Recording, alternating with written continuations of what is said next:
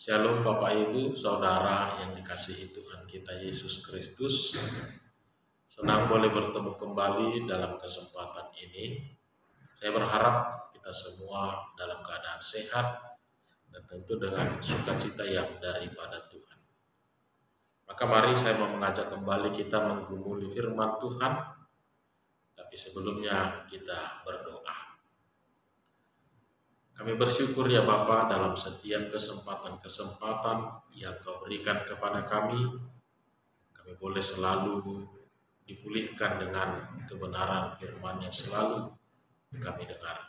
Biarlah setiap kebenaran firman-Mu semakin memampukan kami menjalani hidup dengan lebih baik, seturut dengan kehendak. Terima kasih Bapa. Inilah doa permohonan kami yang kami alaskan dalam nama anak-Mu Tuhan Yesus Kristus Tuhan kami. Amin. Mari Bapak Ibu kita buka kembali firman Tuhan yang tertulis dalam 2 Korintus 3. 2 Korintus 3 ayat yang kedua sampai ayat yang ke-6. 2 Korintus 3 ayat 2 sampai ayat yang ke-6. Beginilah firman Tuhan. Kamu adalah surat pujian kami yang tertulis dalam hati kami dan yang dikenal dan yang dapat dibaca oleh semua orang. Karena telah ternyata bahwa kamu adalah surat Kristus yang ditulis oleh pelayanan kami. Ditulis bukan dengan tinta, tetapi dengan roh dari Allah yang hidup. Bukan pada loh-loh batu, melainkan pada loh-loh daging, yaitu di dalam hati manusia. Demikianlah besarnya keyakinan kami kepada Allah oleh Kristus. Dengan diri kami sendiri, kami tidak sanggup untuk memperhitungkan sesuatu, seolah-olah pekerjaan kami sendiri. Tidak, kesanggupan kami adalah pekerjaan Allah. Ialah membuat kami juga sanggup menjadi pelayan-pelayan dari suatu perjanjian baru yang tidak terdiri dari hukum yang tertulis, tetapi dari roh. Sebab hukum yang tertulis mematikan, tetapi roh menghidupkan. Demikian pembacaan firman Tuhan.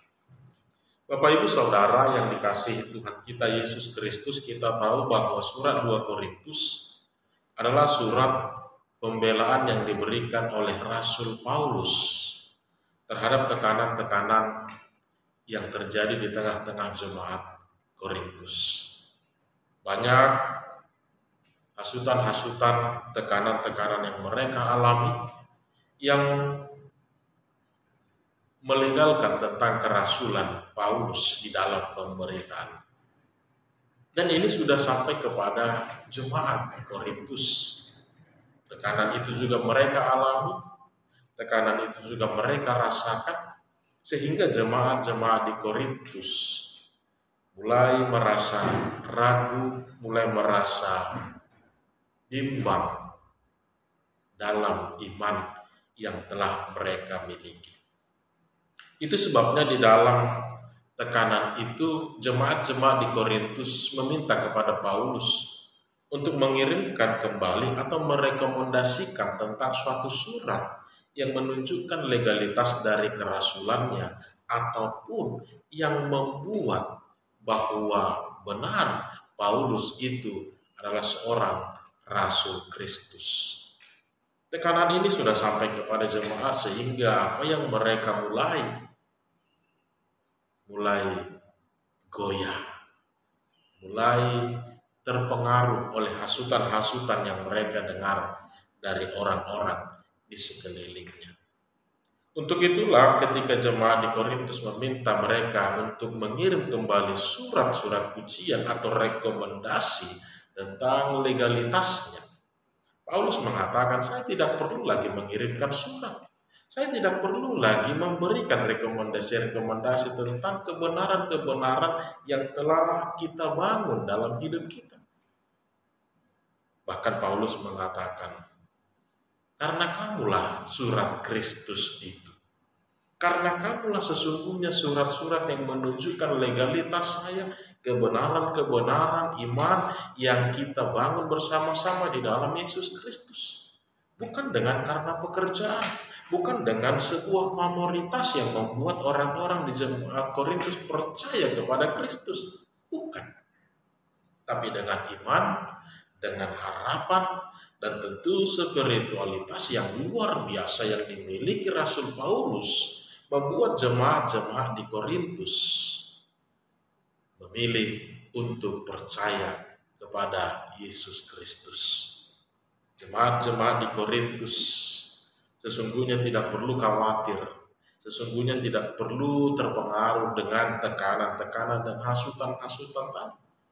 Sebab apa yang telah mereka pilih itu adalah keputusan yang tepat, di mana di dalam Kristuslah hanya di dalam Kristuslah kita boleh menikmati segala sukacita itu. Paulus mengatakan kepada mereka, saya tidak perlu lagi mengirimkan surat ataupun rekomendasi apapun untuk menghilangkan kekhawatiran dan ketakutan Anda. Bahkan sesungguhnya Andalah yang menjadi surat Kristus itu.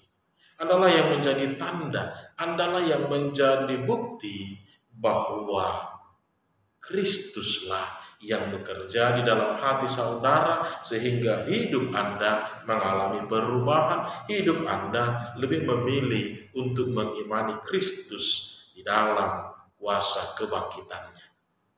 Inilah yang menjadi sentral permasalahan di dalam perikop kita hari ini. Sehingga Paulus mengatakan, kamulah surat Kristus itu. Yang bukan dituliskan di dalam loh-loh batu, tetapi di dalam loh-loh hati manusia itu. Bisa kita katakan bahwa yang tidak hanya dibaca oleh sekelompok orang saja, tetapi yang bisa dipahami, yang bisa dimengerti oleh orang-orang. Karena sifatnya surat yang dimaksud adalah dia bisa bergerak, dia bisa semakin mengubahkan kehidupan banyak orang-orang dengan iman yang teguh di dalam Kristus Yesus. Untuk itu dua hal yang kita mau lihat dalam perikop hari ini Bapak Ibu Saudara. Ketika Paulus mengatakan bahwa kamu adalah surat-surat Kristus, ini bukan hanya tentang orang yang telah menerima Kristus saja, tapi juga tentang orang yang telah mengalami pembaharuan iman, perjanjian yang baru di dalam kuasa kebangkitan Yesus Kristus. Itu sebabnya makna dari sebuah pertobatan bukan hanya penerimaan semata tentang Injil, bukan hanya penerimaan semata tentang Kristus di dalam hidupnya yang menjadi identitasnya, tetapi juga perubahan totalitas di dalam kehidupan yang sedang dia hidupi. Ibarat kata seorang pencuri bukan hanya tidak lagi menjadi seorang pencuri saja, tetapi dia bisa menjadi seorang yang memberi. Seorang pembunuh bukan hanya menjadi tidak membunuh lagi, tapi setelah perubahan yang dia alami, dia juga bisa memberikan kehidupan kepada orang-orang. Inilah surat Kristus yang dimaksud. Sehingga dalam pengenalan Injil, pengenalan Kristus tidak lagi secara verbal, tetapi dengan melihat kehidupan, perilaku orang-orang yang telah menerima Kristus. Dan itulah yang membuat orang-orang bisa mengenal, bisa memahami tentang siapa Kristus yang kita sembah, siapa Kristus yang kita imani di dalam kehidupan kita. Benar bukan suatu hal yang mudah Bapak Ibu untuk menghidupi kehidupan yang demikian. Bukan suatu hal yang gampang untuk membangun kehidupan yang demikian. Karena kehidupan seorang Kristen ini bukan tentang secara kuantitas saja, tetapi juga kualitas. Bukan hanya tentang sebuah ungkapan saja, tetapi pernyataan di dalam kehidupan keseharian seseorang. Itu sebabnya bukan dengan pekerjaan-pekerjaan manusia, bukan dengan kekuatan-kekuatan manusia yang bisa mengubahkan seseorang itu, tapi dengan sentuhan Roh Kudus, dengan sentuhan iman, dengan sentuhan kasih, orang-orang akan terpanggil, orang-orang akan mengerti dan memahami bahwa benar Kristus itu adalah Sang Juru Selamat. Kristus itu adalah Sang Pembawa pembaharuan di dalam kehidupan dunia ini. Penekanan surat Kristus ini bukan hanya secara verbal mengatakan bahwa kami adalah orang Kristen, kami adalah pengikut Kristus, kami adalah pemberita Injil, tetapi secara totalitas dalam kehidupan tunjukkan bahwa memang benar kita mengimani Kristus yang telah menderita, yang telah bangkit, dan telah memenangkan kehidupan setiap orang.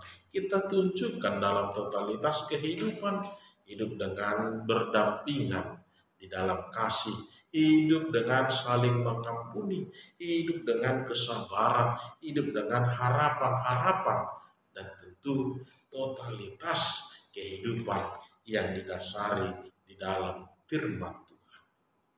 Inilah yang menjadi surat Kristus tadi. Bukan hanya secara verbal dalam ungkapan-ungkapan saja, tetapi secara totalitas menyatakan kehidupan yang bukan hanya dalam pengetahuan, bukan hanya dalam kemampuan saja, tetapi juga kehidupan secara spiritualitas yang membangun kita boleh mengimani dan percaya kepada Kristus Yesus. Hal yang kedua yang kita temukan kembali di dalam perikop ini juga berbicara tentang tujuan dari kehidupan orang-orang Kristen. Penekanan surat Kristus itu adalah orang-orang yang telah dimenangkan, orang-orang yang telah mengalami metanoia, perubahan yang dihasilkan di dalam kuasa Roh Kudus. Untuk itu bahwa tujuan kehadiran orang Kristen itu adalah untuk memberi kehidupan, untuk memberi kelegaan, untuk memberi kasih kepada sesama. Benar, kita sering menemukan bahwa orang-orang dengan identitas orang Kristen masih belum menghidupi yang menjadi tujuan kehidupan mereka. Tidak dibarengi dengan perilaku-perilaku yang mencerminkan kekristenan itu. Tidak dibarengi dengan pola kehidupan yang mencerminkan surat Kristus di dalam kehidupan. Padahal kita tidak bisa memberitakan Injil kepada mereka yang tidak memahami selain dengan menunjukkan pola kehidupan yang benar-benar menghidupi Injil itu tersebut. Maka yang menjadi tujuan kehadiran orang-orang Kristen, kemenangan yang diberikan kepada orang-orang Kristen bukan lagi untuk melemahkan, bukan lagi untuk meratakan suatu hubungan-hubungan, bukan untuk merusak tatanan-tatanan yang telah dibangun dengan luar biasa di dunia ini, tetapi semakin memulihkan, semakin menyempurnakan. Terlebih bagi mereka yang mengalami tekanan dan penderitaan itu, mari kita berikan harapan. Mari kita bangkitkan kembali semangat dan sukacita mereka. Mari kita kenalkan Kristus dengan gambar bahwa Kristus itu adalah Sang Maha Kasih, Sang Maha Pengampun di dalam kehidupan kita.